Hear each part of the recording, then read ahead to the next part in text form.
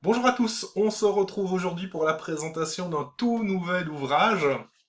Le voici, Tout savoir sur le haut potentiel de Sophie Brasseur et Catherine Cuche. Donc l'idée ici, c'est d'avoir un ouvrage de référence sur le haut potentiel pour comprendre ce que c'est un surdoué, un zèbre, un haut potentiel intellectuel comme on en entend parler, mais aussi de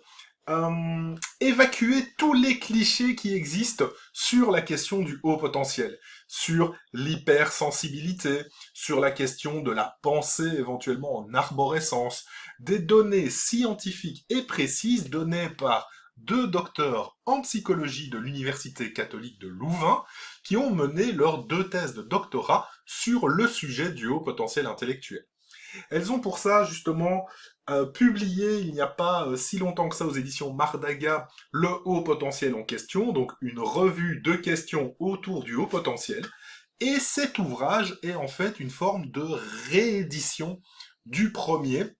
avec un format plutôt classé en chapitres justement, plutôt moins sur le format de questions, mais de quelque chose qui est un petit peu plus habituel dans les ouvrages,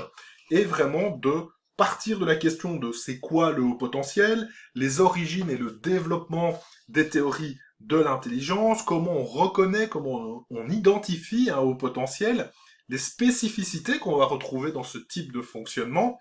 les rapports à la norme, l'image de soi. On va retrouver aussi un chapitre entier sur le haut potentiel et les apprentissages, donc en gros autour de cette grande question de la souffrance des enfants à haut potentiel, des difficultés qu'ils peuvent avoir sur les apprentissages, et peut-être justement à l'opposé de se poser cette grande question de mais est-ce qu'ils sont vraiment en difficulté en moyenne, c'est-à-dire qu'évidemment, il y aura toujours des enfants à haut potentiel avec des difficultés d'apprentissage, mais peut-être qu'ils ne sont pas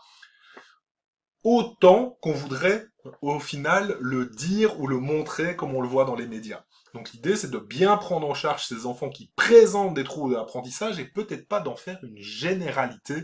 aujourd'hui avec des raccourcis malheureux qui peuvent aussi apparaître avec des enfants qui sont en réel trouble de l'apprentissage et on va dire ah ils sont en difficulté d'apprentissage mais peut-être sont-ils haut potentiel. Ça ne va pas dans ce sens-là pour le coup. Donc l'idée, c'est que cet ouvrage, il va vous permettre de faire un point concret, précis, sur la question du haut potentiel. Donc si vous avez déjà l'ouvrage, le haut potentiel en question, je ne pense pas qu'il y ait une vraie plus-value à aller chercher celui-ci, sauf si vous êtes un féru vraiment d'ouvrages, évidemment comme moi, c'est sûr que quand je l'ai vu sortir, je l'ai directement commandé. Sinon, c'est peut-être pas forcément un achat indispensable dans ce cadre-là. Par contre, si vous ne l'avez pas et que vous voulez faire un point sur aujourd'hui ce qu'on sait du haut potentiel intellectuel, n'hésitez pas, cet ouvrage va sûrement être une référence. Voilà un petit peu ce que je voulais vous présenter aujourd'hui, et on se retrouve donc tout bientôt pour la présentation de nouveaux ouvrages.